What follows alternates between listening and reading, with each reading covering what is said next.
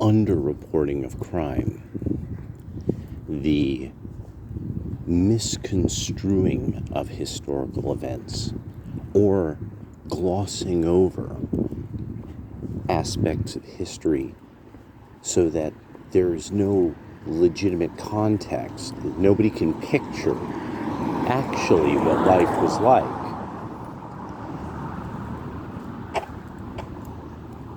Using vagaries of scientific theory to then apply such vagaries, similar to how you would apply a scientific principle. But you see, this is some vagary that's going to be thrown onto a field of legitimate scientific knowledge, confusing people, and eventually causing actual problems. Then you see, when you take these things on, what's fascinating is to see the personality types that come out to try to defend things. That it's like, well, no, if these people were being honest in the first place, none of this would have even happened. If they had been accurate in the first place, they spoke with candor in the first place, you wouldn't see this problem. The National Association of Black Journalists, why did Trump absolutely hammer back on them so hard, to the point that he literally ganked the lady he was talking to? He ganked her. That was the best part of it all. I'm on fire, ho. I need some water over here. I'm your guest. Thank you for this water. Like a G. Just treated them all like a G. And you're seeing how the Democrats, pundits, are looking at this National Association of Black Journalists thing and going, but there were 3 black women now, and he was talking with his Sassmouth at them, and it's just sad how pathetic and limp-wristed and milky titty baby the Democrats have become, hiding behind women's skirts all the time. Always hiding behind women's skirts or hiding behind the petticoat of some sicko dressed up in a petticoat. Every time. Don't you see the shield? You can't attack this shield here. No. This is a sacred shield that you cannot say anything about, or else you are Adolf Hitler. The National Association of Black Journalists have been suppressing crime stories for about 15 years, for college towns, so that college towns can attract people who will get carjacked. That's fundamentally what it comes down to. Places like Philadelphia, Baltimore, various parts of the East Coast have real bad problems of college students being attacked by quote-unquote locals or residents of the city. And it's because often these colleges are not located in very good parts of town, that the parts of town they're in are very densely populated and adjacent to, a diversity zone. So there's all these brutal rapes and killings and robbings, and these would be some of the biggest, most prestigious institutions in these old cities. And people who live there know this. They know this kind of thing happens. When the bars close, they know this kind of thing happens.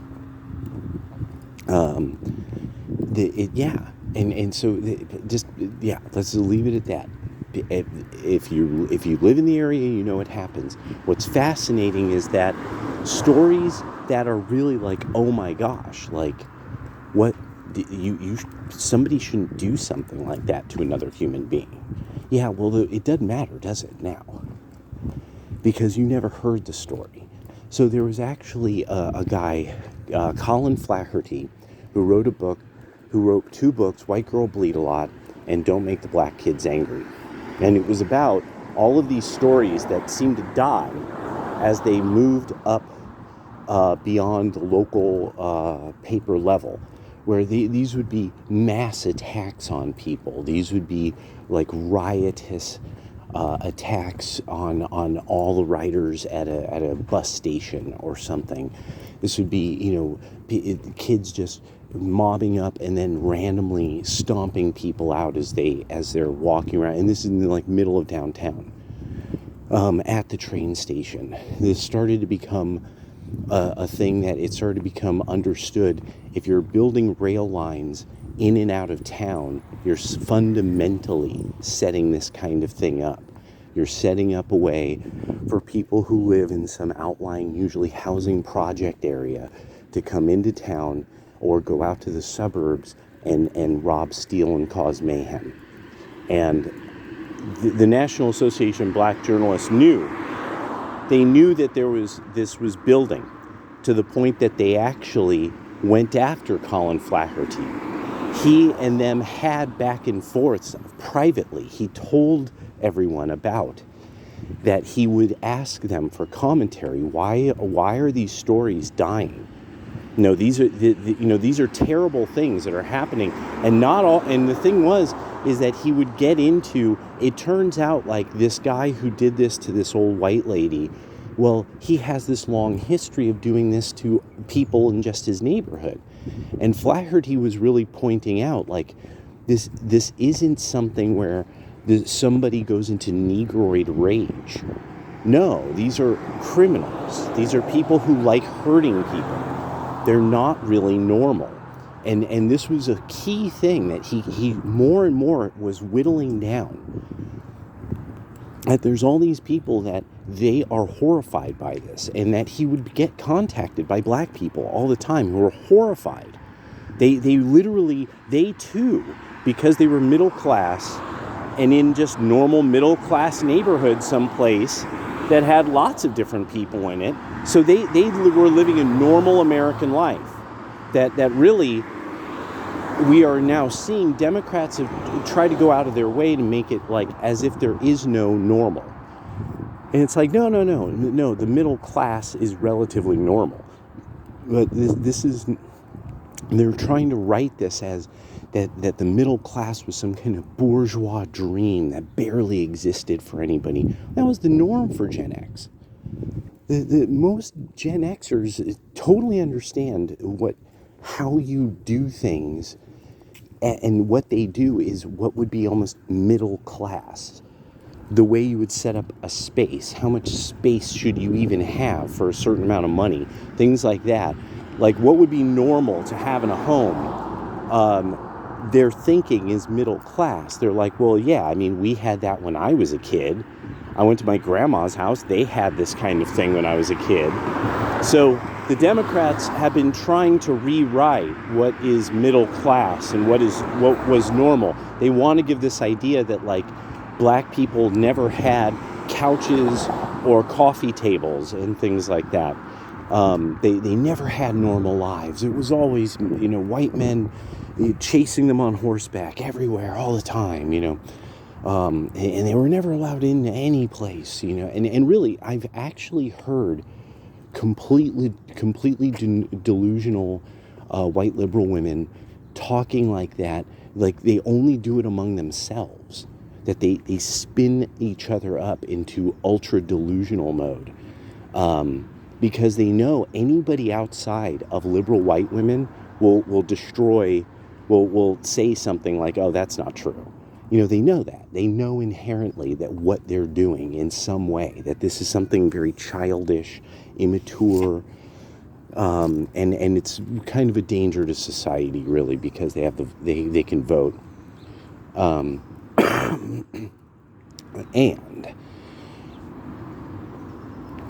so this was good. This was a match. And it was great that what he did was he was like, look at you're busted. You were late. You're hostile. Like, you are the problem. These black women, black female typists, they're the fucking problem. And no, it will never matter that any of you have any disagreement, especially the Young Turks, who are always wrong because you don't know how to read the trends in way people behave. You don't look at people's real political interests. You won't deal with how people really think. So you don't really want to deal with that black American men don't want to have anything to do with somebody who is like a black female typist in the way that they think, and their liberalism and their softness on Marxism and such like. And also the fact that they, for some reason, can't work out the morality of abortion. That this is not, they don't get it. They don't get how to walk through the morals and ethics of that. It can't, so it's not happening. And that's what the numbers are showing. That's what the trends are showing. And also that they think that they're beautiful when they're really fat. that one just, you didn't even take the time to try to lose a few. No, it's not happening. It'll never happen. Our kids will be neglected and fat. And so no, yeah. if that's your set weight, that's your genetic set weight, ain't happening.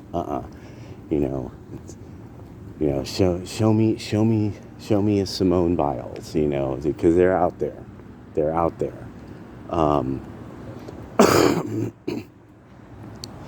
Where's Florence Joyner Kersey, or whatever, what was her name? Jackie Joyner Kersey, Flojo, what was it? I forget. Flojo, right? Yeah, but that was a long time ago.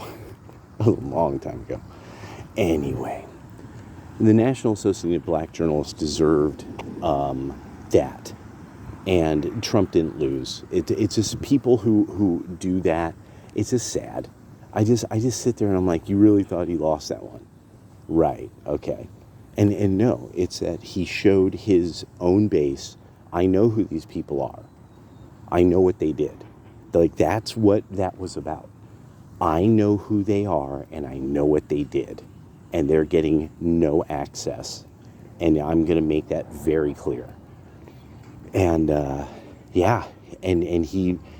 that he's just not putting up with any of the accusations anymore in any way, shape, or form.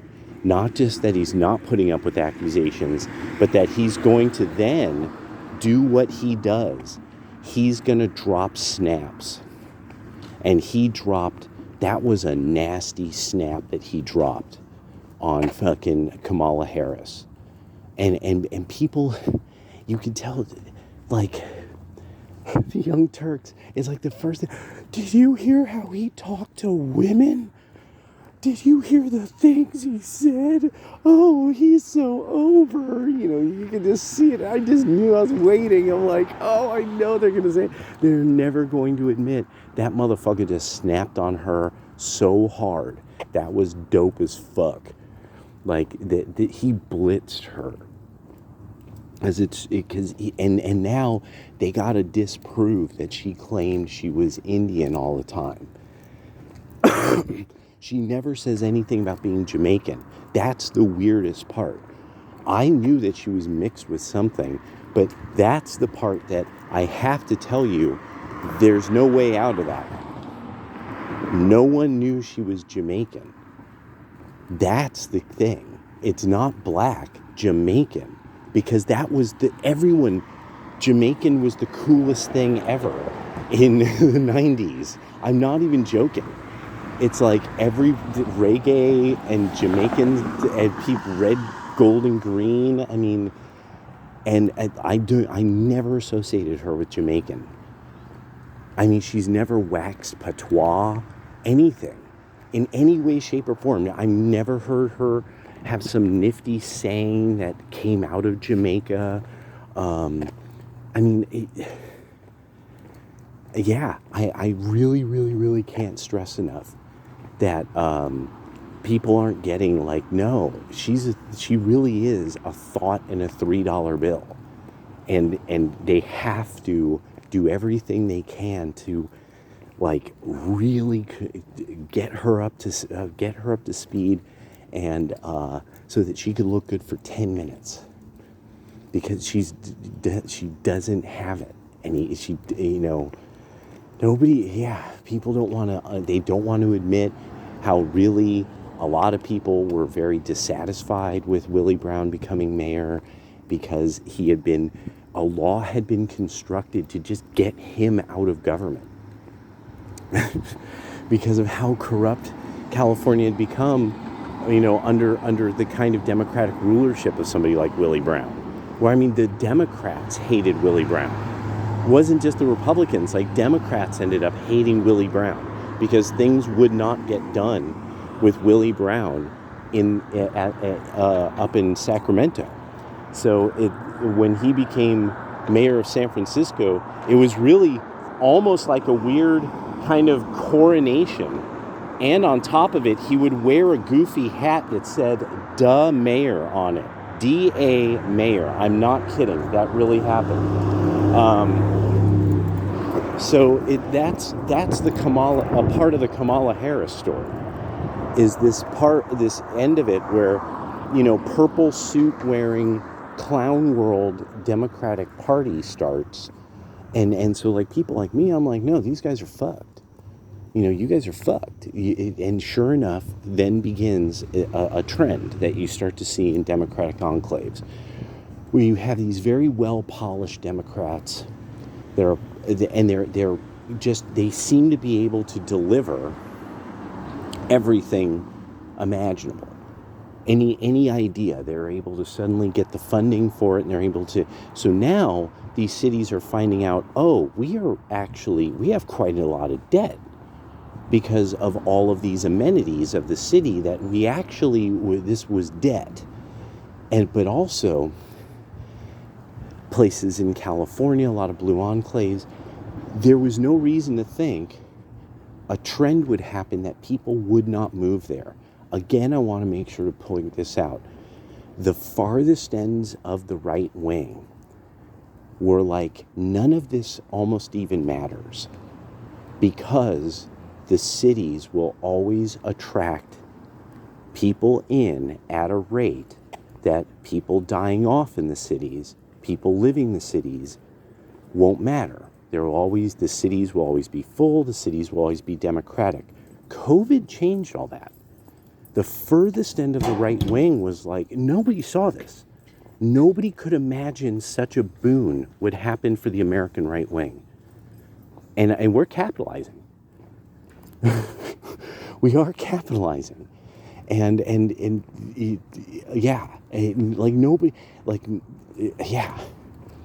Nobody could believe it. Nobody could believe like something like that could ever even be possible. So a lot of people got to start getting kind of this idea of like, hey,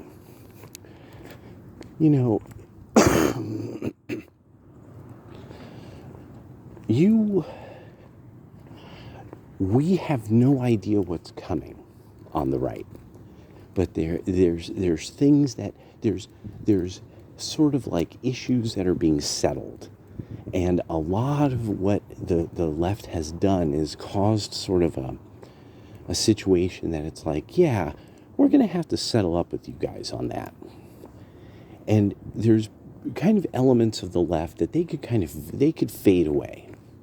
They could fade away and be like, I think everything I did might have actually drawn so much ire that in general, like, kind of, I'm like a political outsider. I'm actually unpopular. It's not the MAGA people. They're actually really popular and are really normal people who now have a cause, and their cause is me. So the National Association of Black Journalists needs to understand, we know your industry isn't doing so good right now anyway. Substack and the new X are killing your industry. You need friends. And you have absolutely forgotten who your friends once were.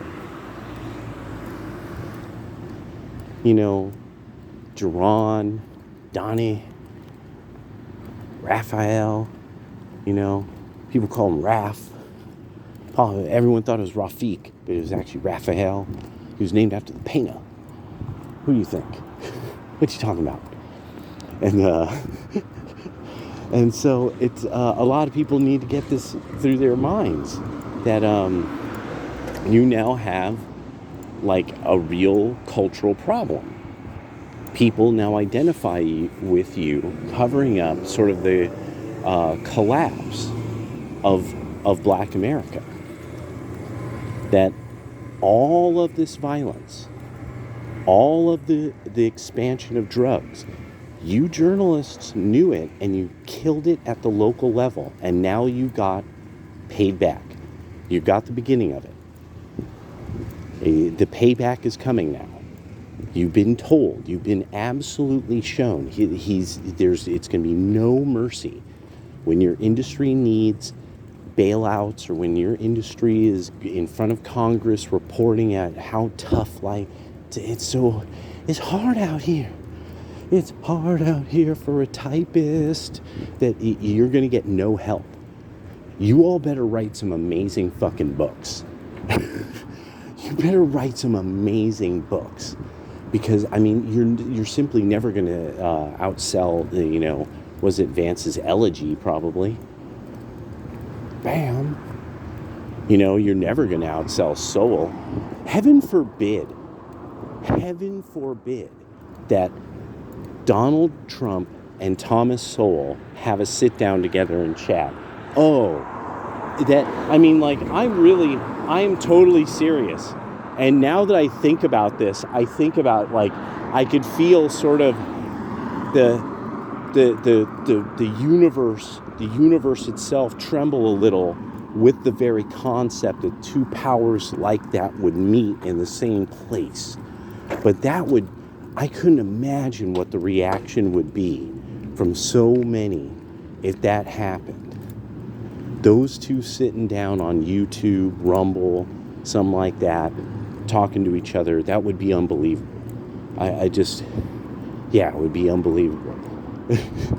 Shaking the world. And I'm walking around here, people passed out on garbage furniture, people walking around in masks, kicking rocks into cars, looking like crackheads at 8 a.m.